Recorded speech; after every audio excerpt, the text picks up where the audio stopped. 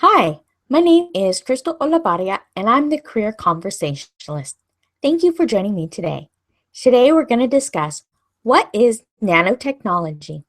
Is it a promising career path? Part 1 of 3. Discover what is nanotechnology and how big is a nano? Avoid guessing about the job market and required level of college education. Learn which industries you currently use nanotechnology. Is the future now? Depending upon what sci-fi movies and programs you have seen, the technology being used is not as futuristic as you might think. A lot of research and discovery has led to a level of understanding that has laid the groundwork for practical applications. As more discoveries are made, our ability to use nanotechnology to solve problems or create them will become increasingly possible. With limited resources on our planet, companies are looking for more effective and efficient ways to use resources to get jobs done better, faster, and easier. Jobs available in the areas of research and development. As applications move from research and development stage to prototyping and mass production, more jobs will be created. Someone has to market, sell, manufacture, and distribute new products made using nanotechnology. At the time of crafting this post, there is job growth in the area of nanotechnology, and there will be for a while. Do you want to know more about nanotechnology and what it is? Discover what is nanotechnology and how big is a nano. Nanotechnology is technology that operates and functions on an incredibly small scale, known as a nano. A nano is a unit of measure in the metric system that is used in the scientific community. In this short video, Nanotechnology Nanoscale 1 minute and 10 seconds states that a nano is 1/1000th of the meter. That is tiny. So tiny, I have a hard time wrapping my head around it. The head of a pin is 1 millimeter across. Divide that by 10, 0.1 of a millimeter, and you have the width of a human hair. Divide that by 100th, and you get an ultra-fine water droplet found in fog. The smallest bacteria is hundreds of nanometers wide. A strand of DNA within that bacteria that houses its genetic code is about 10 nanometers across. And a nanometer itself is less than 10 carbon atoms long. Nanotechnology is about behavior of materials and devices at these incredibly small nanoscales. Technology somewhere between bacteria and atoms. That means when you work with nanotechnology, you are working with technology so small that you cannot see it with your naked eye. Avoid guessing about the job market and required level of college education. As someone seeking a career opportunity, your challenge is identifying career opportunities in either A, a new industry that has a lot of pioneering that needs to be done, or option B, an industry where there's a growing demand for skilled workers. There is no right answer as to which career path is best for you. However, the easiest path to take is to become skilled in an area when there's a growing demand for skilled labor. If you decide you want to go the easy route, then you need to be able to identify which industries are new but large enough to having a growing demand for skilled workers. Do you know how to determine which industries are growing and have a need for skilled workers? An easy way to determine if a new industry is growing is to listen and watch for the word GDP. Do you know what GDP stands for? GDP stands for Gross Domestic Product. It is a measurement used to measure the growth or decline of an economy. GDP is the monetary value of finished goods and services produced within a country within a time period of usually a year. GDP is important because it helps you understand how fast an industry is growing. You may have heard the word used often on news broadcasts during segments talking about different sectors of the economy, like agriculture, construction, manufacturing, mining, utilities, and so forth. Generally speaking, the conversation about GDP revolves around the macro outlook, or the big picture. Usually, an industry has to be relatively large in order to have the word GDP enter the conversation. Think of it this way. When you hear economists talk about the health of the economy, they're usually talking about major industries. If an industry is so new, it usually is not mentioned because its impact on the overall economy is so small that it's not relevant to the big picture. As a new industry grows, it has to become pretty large in order to be noticed and mentioned to take part in a conversation about producing goods and services on a national level. Therefore, when a new industry enters the conversation, it is worth paying attention to. At the time of crafting this post, the National Nanotechnology Infrastructure Network that serves nanoscale science, engineering, and technology has the following posted on their website. The U.S. market value of products using nanotechnology is estimated to be at $1 trillion, or 5% of GDP by 2020. Also stated on their site is that the National Science Foundation estimated job projection for the U.S. is nearly 1 million workers by 2015. What that means is there is a need for skilled labor in the area of nanotechnology. If 1 million jobs currently exist, there is proof that there is a current need for skilled labor in the area of nanotechnology. As more applications for nanotechnology become available, this area of the economy will continue to grow. Where there is growth, there are career opportunities. Do you want to know what type of college education is necessary in order to get started in a career of nanotechnology? To start a career in nanotechnology, you need a degree and possibly more than one, depending upon how much money you want to make. We will talk about the 5 levels of college education. But first, just for clarity's sake, let's discuss why there are 5 levels. Reason number 1. Not everybody has the financial ability to climb the college ladder and afford multiple degrees. Many families worry about being able to afford the first degree, let alone multiple degrees. Therefore, the process is broken up into steps. Depending upon your financial situation, you may continue school full-time after your first degree, or you may have to work while you continue your schooling. Having the process broken up into steps is good because it will be easier to plan the next step rather than trying to complete a huge goal and feeling overwhelmed. Reason 2. Not everyone will be encouraged to climb to the top of the college ladder. Some families may be very happy that their child attends and graduates college. For these families, attending and completing a degree is a huge accomplishment. For other families, this level of achievement is not considered as big of a triumph. For example, non-college educated parents are more likely to be satisfied with their child earning a college degree than a college-educated parents who may have higher expectations for their child. Even among college-educated parents, there may be varying levels of expectation. Parents with a master's or doctorate degrees may expect their child to climb higher on the college ladder than parents with an Associate's of Arts or bachelor's degree. The important thing to note is that it's not about reaching a certain level of success. It's about rising to the next level. Different people have different levels of aspiration. The question is, how far upward do you want to go? Reason number 3. There are lots of jobs and they require different levels of skill. Some jobs will require more detailed understanding of science than others. The jobs that require more knowledge and skills typically pay more than jobs that require less. The good news is That means there are various levels for you to make money depending upon how much formal education you decide to gain.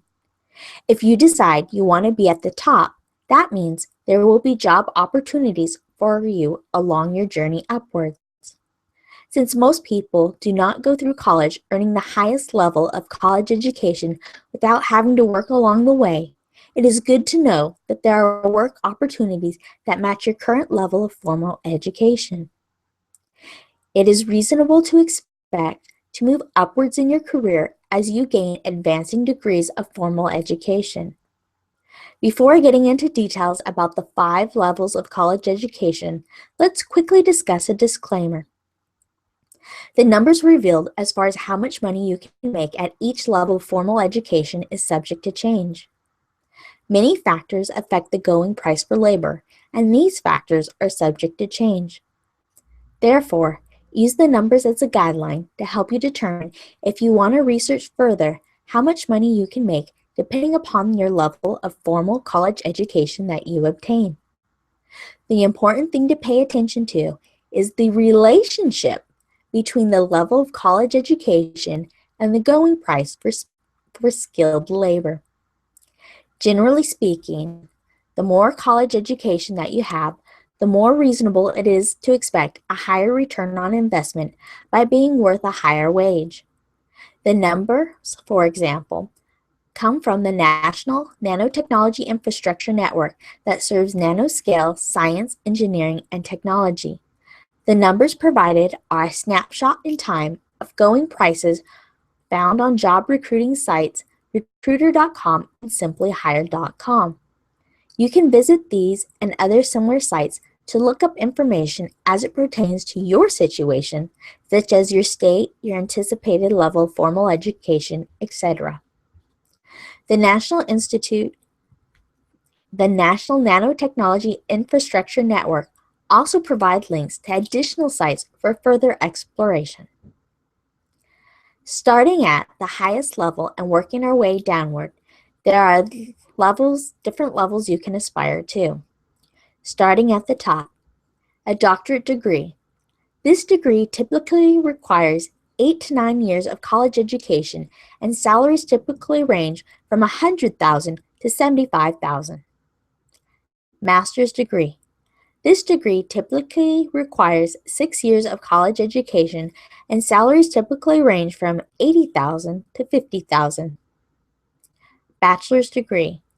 This degree typically requires 4 years of college education, and salaries typically range from $65,000 to $40,000. Associate's degree. This degree typically requires 2 years of college education, and salaries typically range from $50,000 to $35,000. Technical program. This usually requires a high school diploma plus additional training. After successfully completing a technical program, a certificate is awarded. Programs range in length, and salaries can range as well.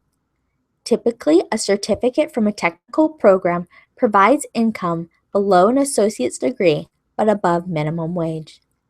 There's not much data at this level since many people graduate high school and forego this opportunity to earn a college degree.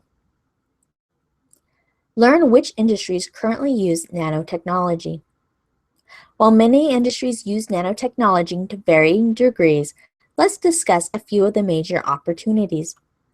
Major industries include, but are not limited to, electronics, semiconductors, material science, including textiles and packaging, auto, environmental, food science, quality control and packaging, forensics, and energy, capture and storage.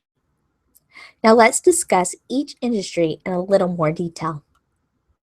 Electronics. Electronics are devices used in everyday life. They include, but are not limited to, your cell phone, laptop, and tablet.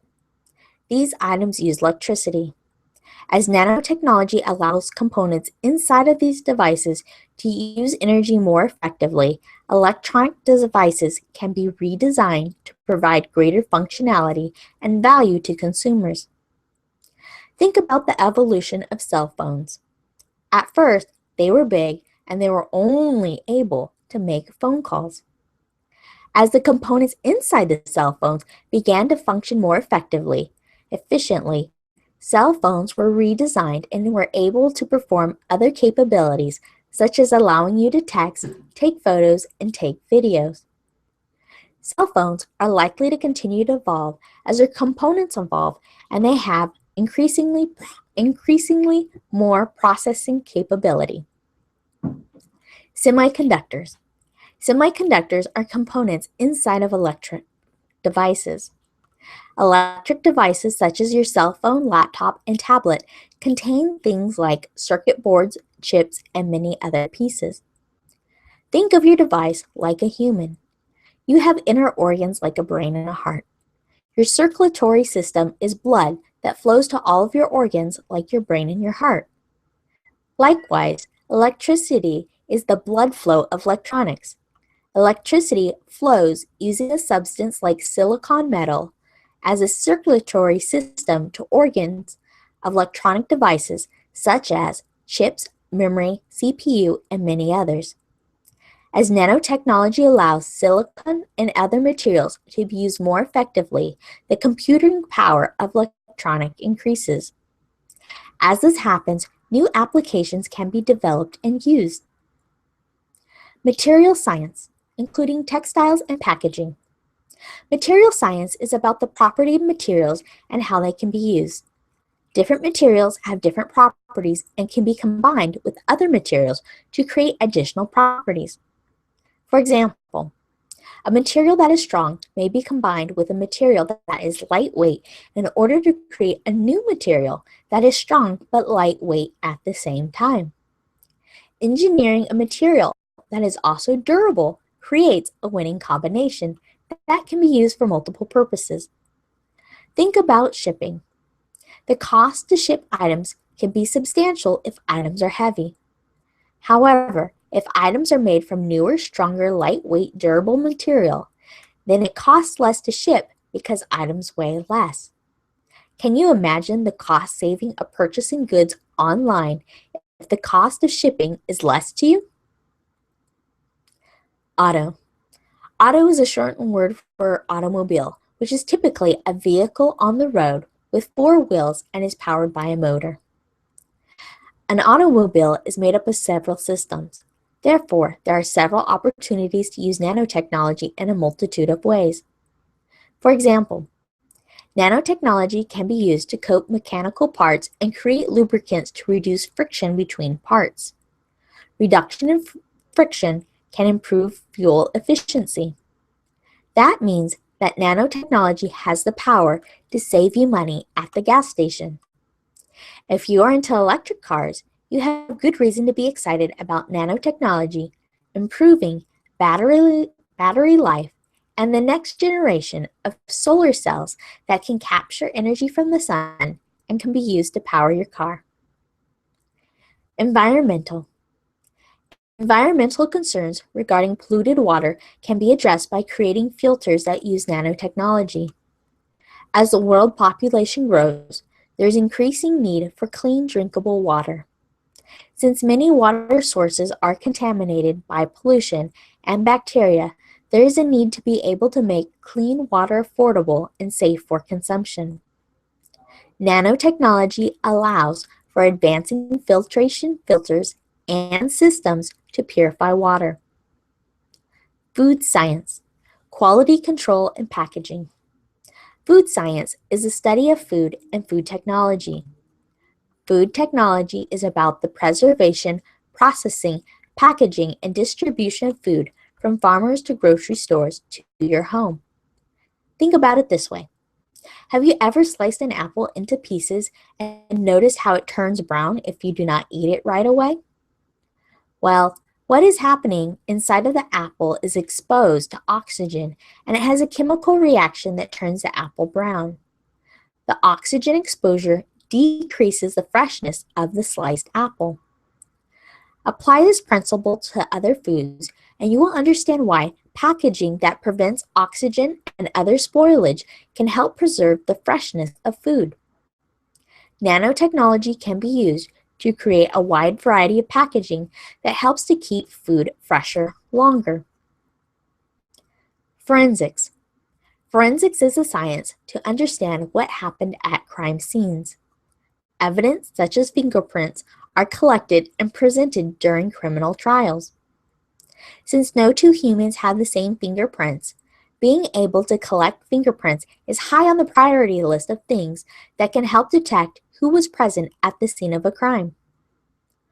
One of the most common methods for discovering and collecting fingerprints is by dusting with a powder that helps reveal fingerprints. One way nanotechnology can be used in forensics is to modify fingerprinting powder so that it is able to detect older and fainter fingerprints, as well as those left on surfaces such as adhesives or textures that are more difficult to detect. Energy, capture and storage. Energy is used to power your electronic devices. The ability to capture and store energy in a clean, effective, efficient manner is becoming of increasing importance. The traditional methods of generating energy, like burning fossil fuel, is not efficient and it creates a lot of pollution. While energy can be captured by things like solar cells, these can be redesigned using nanotechnology to become more efficient. Right now, sunlight reflects off solar cells and the cells lose the ability to fully capture the energy. Researchers are using nanotechnology and are developing different methods to reduce the loss of energy due to reflection of light. As solar cells become more efficient, more clean energy will be produced. The more clean energy that is produced, the less pollution you will inhale while breathing. Each industry is at varying levels of developing and using nanotechnology. While many applications exist, further research and development is needed to make this technology economically viable to produce on a large scale so many people have access to products made with nanotechnology. Also, the focus of this post is on making products because they are easier to bring to market than services. While the medical industry can use nanotechnology to help diagnose and treat health concerns, these services will not be available to the general public anytime soon due to the level of testing needed to ensure safety. If you want to be part of a pioneering community, then consider joining the medical community. Otherwise, if you want to go into a segment of the market that is growing by expanding beyond the research and development venture, then venture into industries that currently use nanotechnology and are looking for more ways to use it efficiently. Nanotechnology is technology that is incredibly small and is used on a nanoscale. Nanotechnology is about the behavior of materials and devices at these incredibly small nanoscales. Technology somewhere between bacteria and atoms. Many industries use nanotechnology to varying degrees. There is no need to guess about the job market and if jobs are available. There are various jobs that require varying levels of formal education. Therefore, the more formal education that is obtained, the more reasonable it is to expect a higher wage. There is a wide variety of industries that use this technology. There are a lot of nanotechnology career opportunities available in various careers. Industries. The question is, what industry of nanotechnology excites you the most? Go share this blog post with your child and find out which applications of nanotechnology excite your child the most. Thank you for watching. I hope you enjoyed this episode. And if you did, I certainly encourage you to subscribe by going to the website grabyourfreegift.com/crystalo, CRYSTALO. And what will happen is you'll be able to grab your free gift of the what, where, and how of preparing for college. And you will receive weekly emails. There's an email every week for the blog post, an inspirational quote, as well as occasional bonuses. And I encourage you to create a folder in your email account, !career conversationalist.